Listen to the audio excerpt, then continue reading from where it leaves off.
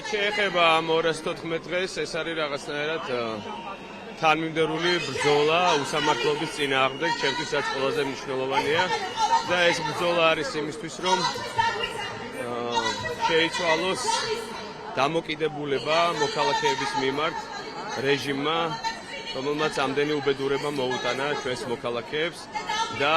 8 თვის წინ ფაქტიურად უკვე 8 თვე გავიდა, 8 თვის წინ დაწყებული რეპრესიები ყოველდღიურად გრძელდება, არაფერი არ შეცვლილა, ერთი უკეთესობისკენაც კი არ გადაგულა ნაბიჯი, არ დაჟილა არც ერთი მოძალადე სამართალად დამცავი, მაგრამ ჩვენ სასამართლოს დარბაზებში ვხედავთ უსამართლობას და ახლა კიდევ ახალი კანონი შემოიღეს, ეს უსამართლობა რომ ადამიანებმა არ ნახონ, ამისთვის გძალავენ გადაღებას. არ ვიცი, მე ვდგევარ დიდი ხანია ჩემს ერთად. დიახ და